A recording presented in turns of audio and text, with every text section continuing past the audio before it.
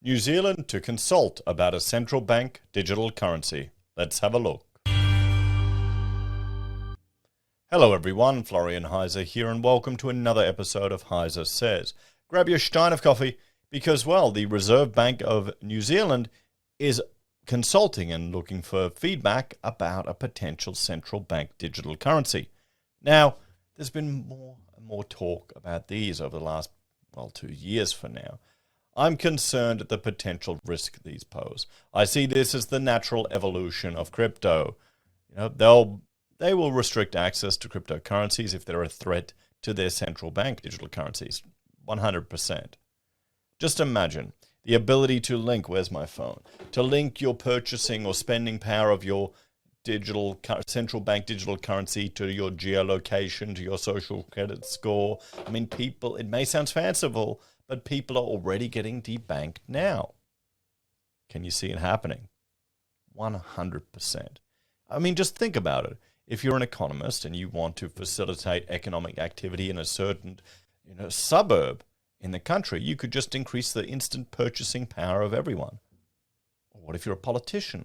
You want to reward people who have the correct political opinion. Maybe if you voted the right way, your purchasing power increases.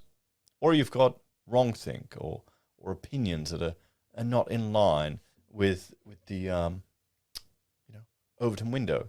Your purchasing power decreases, only 80%. I know these are fanciful ideas, but, this is the power that we're handing over for this. This is why good old-fashioned, boring cash is so very important. Let's have a look at this, because there's a chance for you Kiwis to, respond. So, future of money, central bank digital currency. We want your views on how we propose to explore whether a central bank digital currency is right for Aotearoa. You can both read and give your feedback online for this issue's paper by 10 a.m. Monday, 6th of December 2021. So you've got some time, everyone. And I will link to this on my blog. Click references on the pinned comments and you can have a look here, or just find it on the Reserve Bank New Zealand website. Please use our online response tool if you can, or reach us using one of the other ways set out and have your say. So here's the issues in the paper.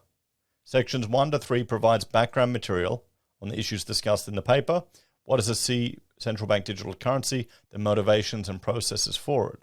Then you've got the opportunities of a central bank currency, the challenges and risks, developing them, and the conclusions. And then they've got a primer into it. So we'll have a look here on the inefficiencies in New Zealand. Let's go through the executive summary, and you can go through the paper on your own time, or maybe we'll do that in a live stream. So, at the Reserve Bank of New Zealand, we characterize our mandates, roles, and responsibilities in terms of the Tan Manhuat narrative depicted in the following introduction. In this metaphor, central bank money forms part of Te Toto, the sap of the tree representing our financial system, Tan Mahotu. We have the role to ensure that Te Toto is healthy and resilient, thereby supporting the rest of the Reserve Bank's strategic roles and mandates as represented by other parts of Tane and his ecosystem. As Katia o Te Toto, sorry Kiwis, the steward of money and cash in New Zealand, we aim to ensure that central bank money contributes to a sound and dynamic monetary and financial system by being a stable anchor of value and confidence and convertibility in our money, to a fair and equal way to pay and save in our modern and inclusive economy. This objective reflects the facts that central bank money, whether in physical or digital form, plays an underpinning role in ensuring that all prices are set in New Zealand dollars and that people can confidently expect to be able to make payments and settle debts in New Zealand dollars now and into the future. Trends in cash use and innovation in money present an opportunity for the Reserve Bank to consider broadening central bank money to include a widely available digital form, and so continue to meet the needs of New Zealanders. The declining use and acceptance and availability of cash in New Zealand and emerging innovations in private money, namely stablecoins, make this an opportune time to consider a central bank digital currency. The Reserve Bank's initial CBDC considerations are focused on the public policy case for or against a central bank digital currency that would be available to all individuals, communities, and businesses. We refer to this as a general purpose CBDC, which we will shorten to CBDC in this paper. Following on from Future of Money Stewardship paper, this issue's paper sets out the Reserve Bank's views of the high-level policy opportunity and challenges that a CBDC may confer. In this sense, it can be thought of as a discussion on the in-principle case for a central bank digital currency. In practice, the exact costs and benefits of a central bank digital currency will depend very much on specific design details that we are not yet at the point of considering. Instead, this paper is intended to explain to the public how we see the abstract advantages and disadvantages, costs and benefits, and risks and opportunities that a central bank digital currency might offer. It is intended as the starting point for a conversation with stakeholders on the potential role of a CBDC for New Zealand. Developing a central bank digital currency will require long lead times, given the inherent complexities, multiple design choices, and policy choices to be made. This means we will need to take a multi-stage approach to policy development, with this issue paper being the first of many should we confirm our position on the case of a central bank digital currency. The Reserve Bank's overall belief is that a central bank digital currency would be a useful development for central bank money because it would both support the value anchor role of central bank money and support the ability of central bank money to act as a fair and equal way to pay and save.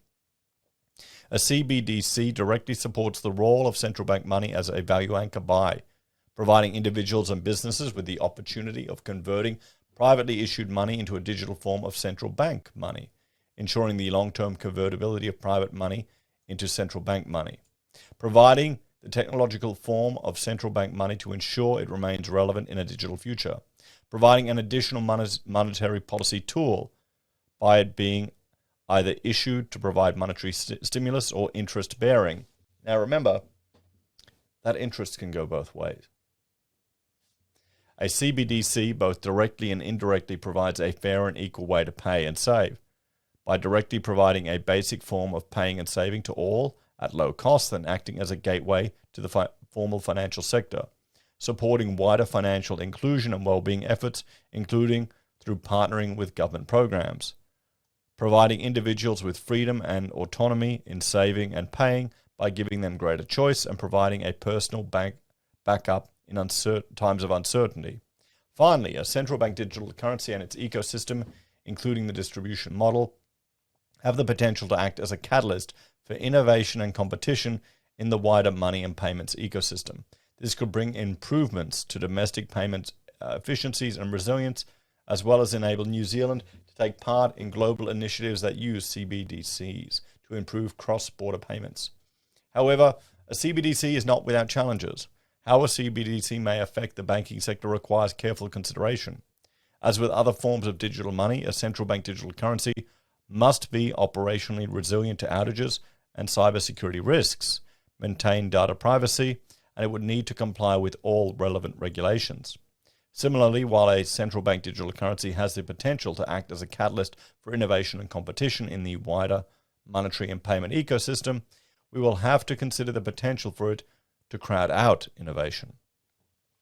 Given its assessment of policy issues, the issues paper proposes a set of high-level design principles that would need to be incorporated in a central bank digital currency issued to all. The Reserve Bank invites your feedback on the CBDC policy analysis and design principles. So there we have it, guys. Let's have a bit of a talk about this one. So you've got the opportunity to have your input and say on this. Now it's exciting. There's potential innovation there, but there also is inherent risks and dangers. I mean, the one suggestion I would make would be to ensure that there is always physical cash and that there can never be a difference in the exchange rate between physical cash and the central bank digital currency. Because then if they set negative rates on the central bank digital currency, you can jump out into your safe haven of physical cash. But if they have an exchange rate between the two, they can negate that safe haven. As always, let me know your thoughts and opinions on this one. Please like, share, and subscribe to the channel. If you're a fan and enjoy the content I find and put together here, there are a few ways you can help out. You can join us on YouTube or Patreon. Sign up for SelfWealth or Stake. Use our affiliate links at Amazon, eBay, Independent Reserve, or AussieBroadband.